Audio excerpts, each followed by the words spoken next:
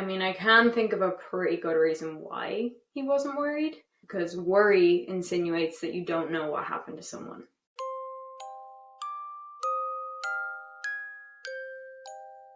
Hey guys, welcome back to my channel. If you're new here, please do subscribe, and if you're old here, hello again. My name is Philpott and I cover true crime and missing person cases on my channel. I have Sandy here today with me because she doesn't seem to be feeling that well. She's kind of acting a little weird and extra clingy. So I brought her in with me to, I just want to keep an eye on her. Poor baby. Today we're going to be talking about a case that has ups, downs, twists, turns, and is genuinely one of those cases that is almost unbelievable. It's hard to imagine this even being real. This is the case of Bethany Decker. Bethany Decker grew up in Fredericksburg, Virginia. She was described as intelligent, a go-getter. She had a great sense of humor, and she wanted to impact the world in a positive way, leave it better than she found it. She was also incredibly studious and did pretty well in high school before moving on to study global and environmental change in George Mason University. She was doing things. And not only was she studying, but she was working full time. This girl was an absolute powerhouse. Now, during her freshman year, she met a guy called Emil, and they got on really well from the get-go. And they started dating. And they dated for 3 years before getting engaged. And at this point, it wasn't long until she was pregnant with their son, Kai. Emil then went off to train up for the military, which meant he had to leave for a while and he had to go multiple times for quite a while each time. And this did put a strain on their relationship. They certainly weren't able to spend as much time together as a married couple should in order to bond and become a successful couple. Because both of them were so busy and unable to take care of Kai full time, Kai spent a lot of time with his grandparents, and I believe it was mainly with Bethany's mother. But also, just before Emil left for this training, he found out that Bethany had actually been texting someone. She was texting this guy that she'd met at work. This guy's name was Ronald Rolden, and he was a 30-year-old man from Bolivia. And I know his name literally sounds like a made-up name because it's an anagram of itself, but alas, that was his name. Anyway, they were texting and things were getting a little flirty. Honestly, a little more flirty than they probably should have been, considering Bethany was a married woman. So Emil confronted her about this, and she tells him that honestly, it's nothing more than just a little bit of harmless flirting. And Emil did believe her, and he was fairly forgiving. But this conversation led to Bethany opening up about how honestly unhappy she was and stressed out. And she thinks that they probably rushed in to get married and having a kid, which I'm sure wasn't easy for Emil to hear, but they talked it out. They had open communication, and it eventually kind of left things in a decent place. When Emil left for his training, he was fairly confident that all hope was not lost. But with that said, their relationship was rocky still, and rocky to the point that she actually moved out of their house and into her own apartment. So this was a 4th floor apartment in Ashburn, Virginia, and to keep on top of their relationship, when Emil left for his training, they spoke on the phone every single day, they texted every single day, they were constantly up to date in each other's lives. But this all came to a very dramatic stop randomly when she just stopped answering his calls and she stopped responding to his texts. Obviously, he couldn't do a whole lot, he wasn't home, but what he did do was keep trying.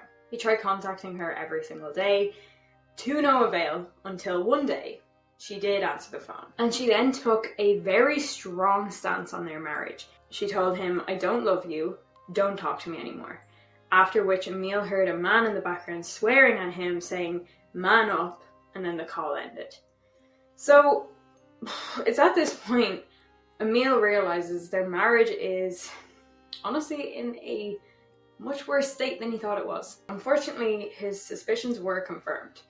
Bethany had been cheating on him with this other guy, who happened to be the same guy she was texting before he left. But then it gets 100 times worse, because she tells him that she's pregnant. Based on the timeline, it really seems like Ronald was the father. But all hope was still not lost, because they actually had a trip planned to Hawaii. When I say they, I mean Bethany and Emil. Emil had about a month before he was deployed to Afghanistan, so they, I'm guessing, booked this trip previously, like back when things were a little better than they were. But that couldn't have been comfortable, to go on a romantic getaway to Hawaii when there's all this drama and she's cheating and she's pregnant and it's not his, and I can't imagine that was very fun.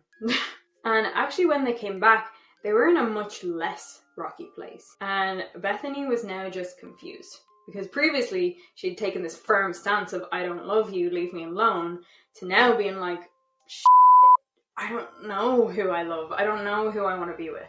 And she's got two men who have feelings for her, who want to make it work, and one of them is her husband, who she has a child with, and the other is her, I guess, boyfriend and the father of her unborn baby. So it was a lot for her to process. And then there was one evening after they were home from Hawaii, this was the 28th of January 2011, where Emil and Bethany went to Bethany's grandmother's house for dinner. And things went completely sideways. As they're eating, Bethany's phone is blowing up. She's getting message after message, and she's getting more and more anxious and antsy.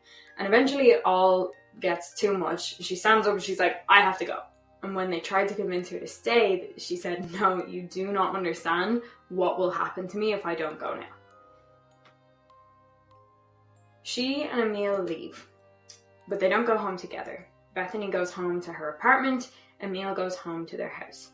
And this was the last time Bethany was seen by her family. Unfortunately though, it took quite a while for anyone to notice Bethany was missing. As we know, she had so much on her plate between her full-time job, her studies, her husband, her boyfriend, a son, and being pregnant. And you know the way we all have that one person in our life who is impossible to contact on the phone. Like, they never answer your calls and they never reply to your texts. Bethany was essentially that person anyway. So when people couldn't get through to her and her phone was going to voicemail and she wasn't responding to texts, this was just normal. It was just because she was so busy, and like phones, it was like the last thing on her mind. And she was always just assumed to be with somebody else. But things started to come to light a little bit, just a little bit, on the 2nd of February, which was the day Emil left for Afghanistan. And some of Emil's friends saw him off at the airport, but Bethany never showed. And he thought it was kind of strange. But he found it even stranger when he soon after discovered that Bethany hadn't been to work in a week. Now, unfortunately, there wasn't a whole lot he could actually do about it. He was going to Afghanistan. He was in the airport when he found this out. So all he could really do was alert her family. And Bethany's family really just chalked it down to their relationship being in a rocky, fragile state, and you just don't know how a person would deal with that situation. I mean, if they knew about her not going to work for a whole week as well, like, wouldn't that genuinely concern them?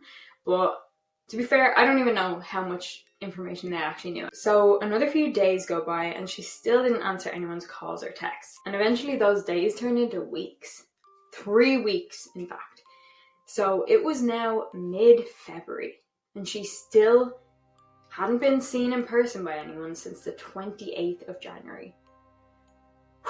3 weeks is a long time. Nobody even noticed she was gone because she was so busy before that. I don't think it was malicious.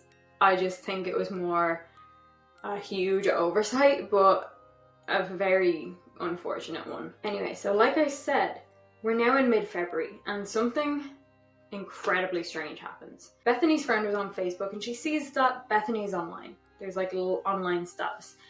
So she reaches out to see how Bethany was doing, and immediately when she gets a response, she realized that this person she was talking to was not Bethany. They were speaking in broken English, using terms Bethany wouldn't use, and just not communicating in a way that Bethany would. So her friend knew immediately that something was off, but she was smart about it. She didn't just immediately call this person out. She wanted to keep the conversation going a little bit more.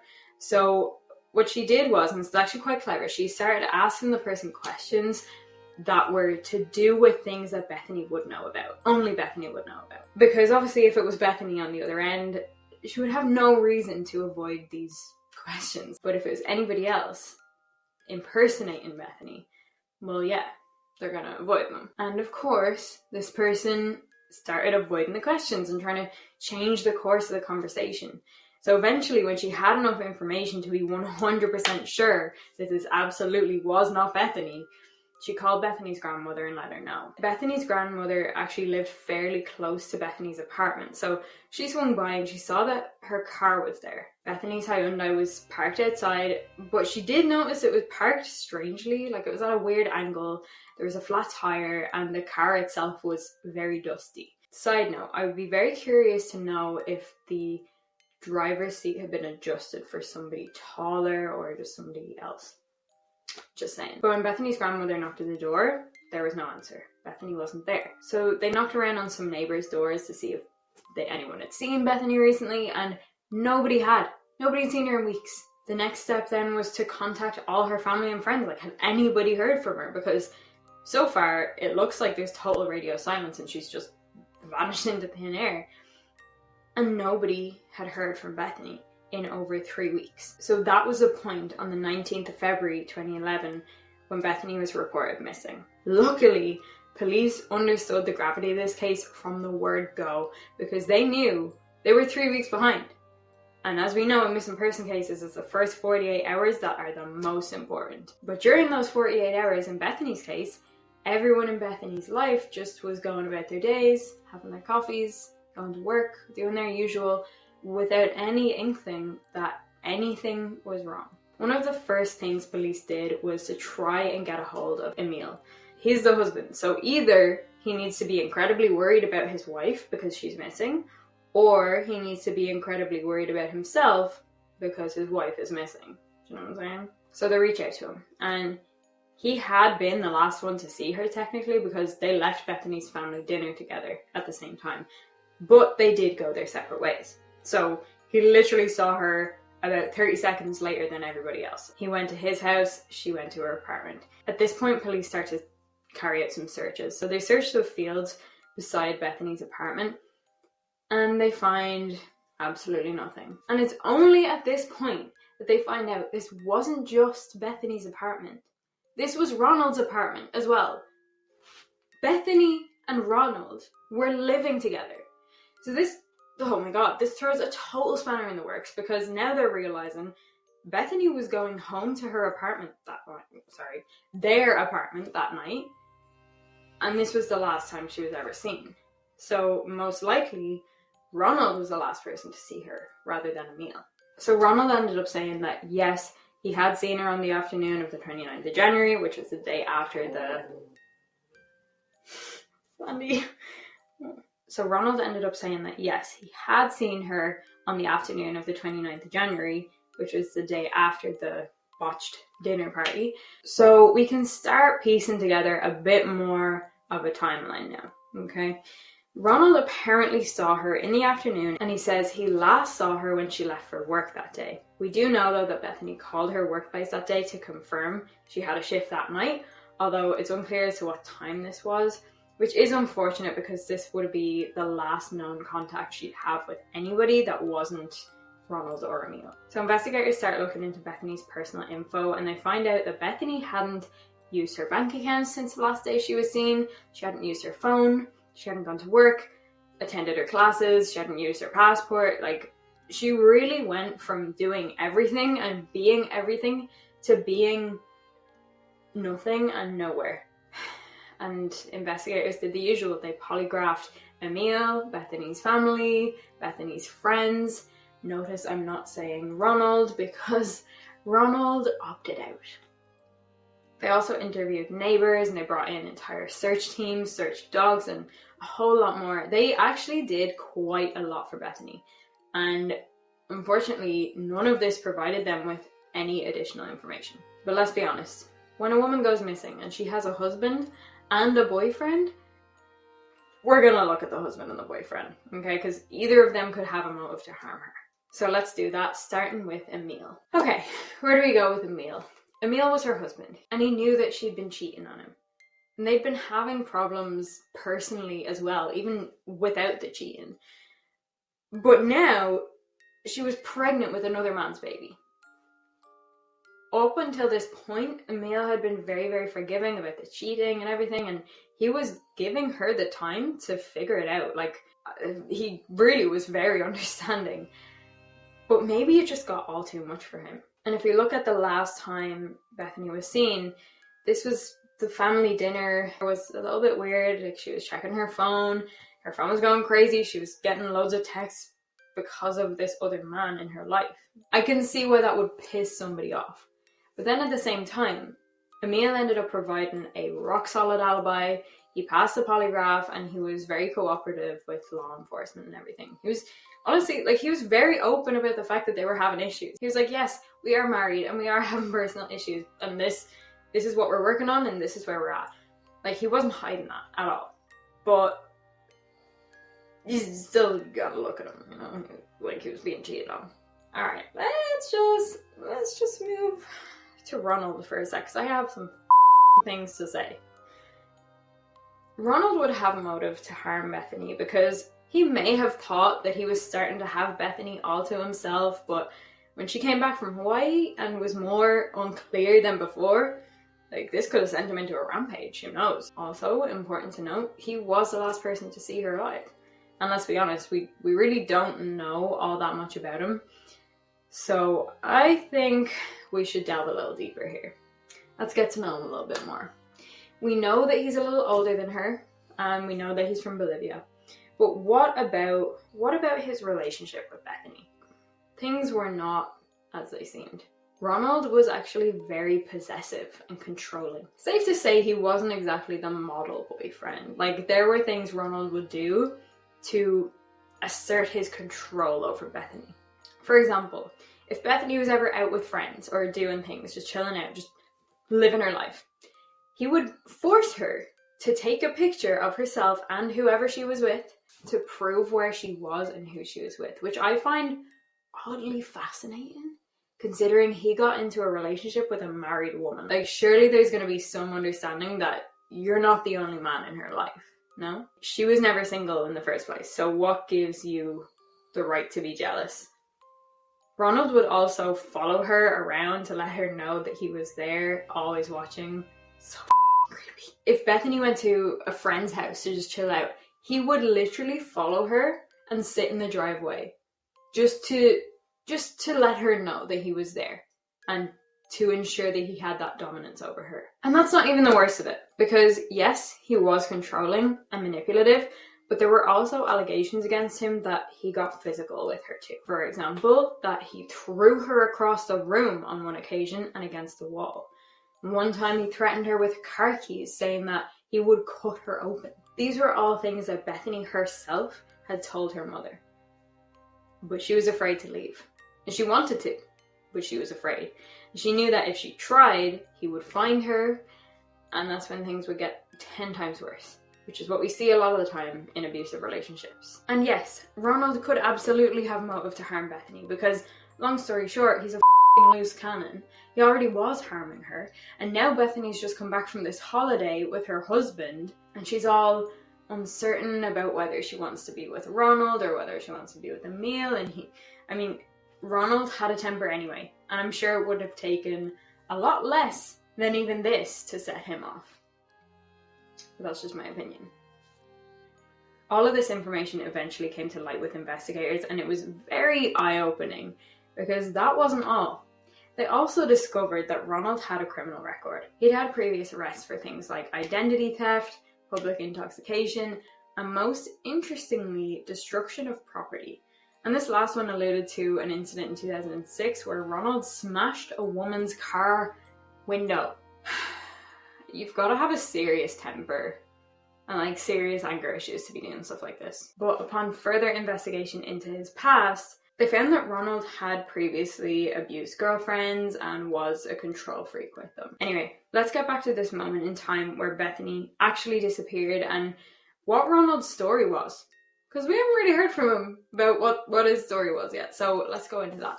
He says he last saw her when she left for work. Only she never arrived to work that day. So either something went wrong on the way, that could have potentially happened. But can we also just remember that her car was still at the apartment? Doesn't make a whole lot of sense, does it? It's an interesting stance to take. Like, oh yeah, I last saw her when she left for work. So did she not even make it to her car? Also, 3 weeks pass and the person you live with hasn't come home and you're not bringing attention to that at all. Like, you're not calling her family and saying like, hey, where's Bethany? Do you know where she is? Or like, you're not contacting her mother or like her friends when she hasn't been home in 3 weeks. Surely the first person to notice that someone's missing is the person that lives with them, right? Like, so there's that. But then he also told law enforcement that when Bethany never came home, that he just assumed that she'd gone back to live with family. You didn't think to, I don't know, check? Also, why would she still be without her car? Like, why, what? How would she even move all her stuff out? Did she even move all her stuff out? Like, how, oh my god, it just doesn't make sense, I'm sorry. But the big question is, why aren't you worrying that she hasn't come back? Or even just worrying for your relationship. Like, even if she was okay and you knew she was okay, are you not worried that like she didn't come back and she's not with you anymore? Especially if you're so possessive and controlling and always want to know where she is. I mean, I can think of a pretty good reason why he wasn't worried, because worry insinuates that you don't know what happened to someone. He also couldn't give a description on what Bethany was last wearing when she went missing, and he couldn't give a decent reason as to why her car was parked strangely, why it had a flat tire, why it was dusty, anything like that. He couldn't explain why she left it there if he last saw her when she was going to work. He just couldn't explain any of it, so a bit useless. But a few days after Bethany was reported missing, a search warrant was executed in Ronald's mother's home. And investigators found a key and a key fob that belonged to Bethany's car. And a few weeks later, investigators obtained a search warrant for Ronald's home because the lease on his apartment with Bethany had expired. And obviously, he didn't feel the need to renew the lease and remain in the home that Bethany knew to come back to if she was okay and if she ever returned from the land of the missing. Do with that what you will. Anyway, an interesting part of this was that the search warrant for his now home stated murder as the possible criminal offence. And they must have thought that for a reason. They seized multiple phones from this address, a laptop, and some documents.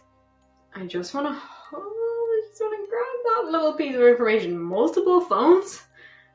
Why? Why did he have multiple phones? I'm curious as to if one of them was Bethany's. I couldn't find that information anywhere, but multiple phones. Still, this gave them no real answers, and after this point, Ronald just fully stopped cooperating with police. So he was a dead end from this point. Alright, let's try and formulate some kind of timeline. The fact that we know for sure about that day, the 29th of January 2011, is that Bethany's phone was last used at 2:08 p.m. At 4:01 p.m. and 4:31 p.m, Ronald texted Bethany, basically giving her details about his plans for the evening because he was due to look after his kids that night. Because yes, he had 4 kids with 3 different women. But anyway, Ronald told her that he wasn't sure if Bethany was returning. I'm not sure if he said, like, I don't know if she's coming back today, or if he said, I don't know if she's coming back in general, but anyway. And of course, when his ex arrived back a few days later to collect the kids, Bethany obviously had not come back. Ronald had also made a bank withdrawal at 4:26 p.m. So those are all the details that we really have about the timeline. It's incredibly vague. We don't know any of her movements. We really just know a couple of Ronald's movements. Okay, I want to talk about Bethany's active Facebook page for a sec. Like, what was that all about? And there is another little tidbit of information that I find incredibly interesting, and I'm sure you will too. Investigators obtained a search warrant to look through Facebook, and it showed that Bethany and Ronald's Facebook accounts were both accessed from the same IP address between the 16th of February and the 19th of February. And in case it wasn't obvious enough, this was in fact Ronald's IP address. So it seems that Ronald went on her Facebook to impersonate her and make people less suspicious about her disappearance. And it only made them more suspicious in the end. Now let's not forget the fact that Bethany was 5 months pregnant when she went missing. And apparently her due date was in July, August time.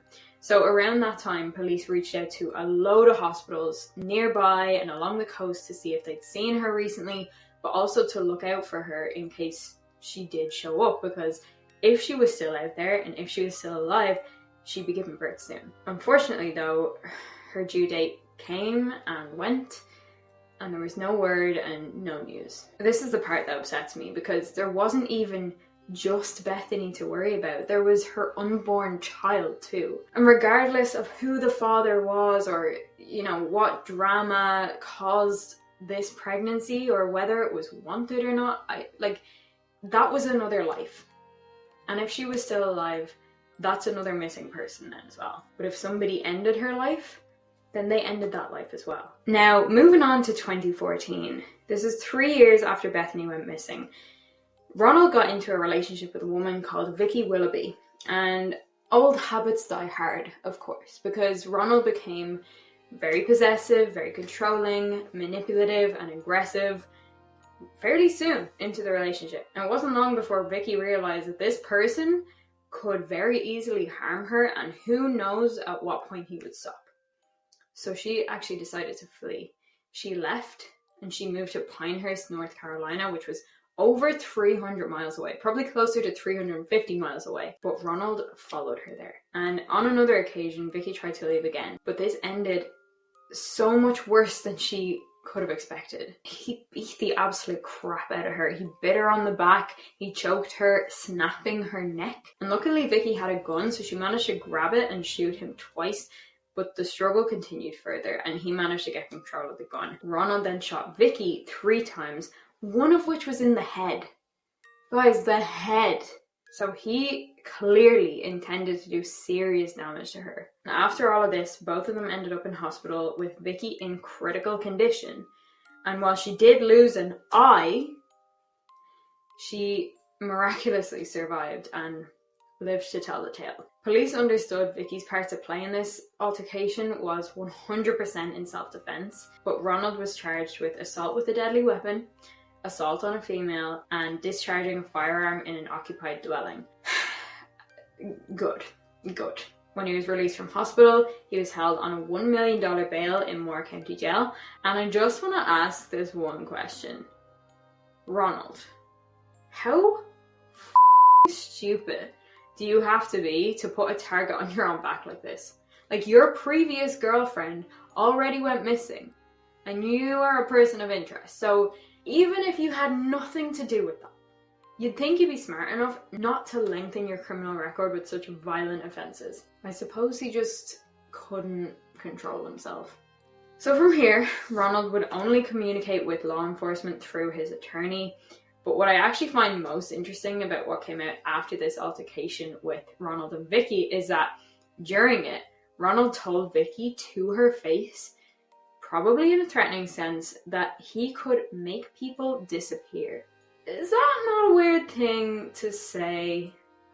I have certainly never said anything like that, nor would I even think to say anything like that. And I probably wouldn't even believe I could make somebody disappear unless I had already done it. But you know what? That is highly assumptive of me. In April 2015, though, he was charged with the attempted murder of Vicky Willoughby, so things were elevated even more. But unfortunately, the attempted murder charge ended up being thrown out on a technicality because of how the search of his home was conducted.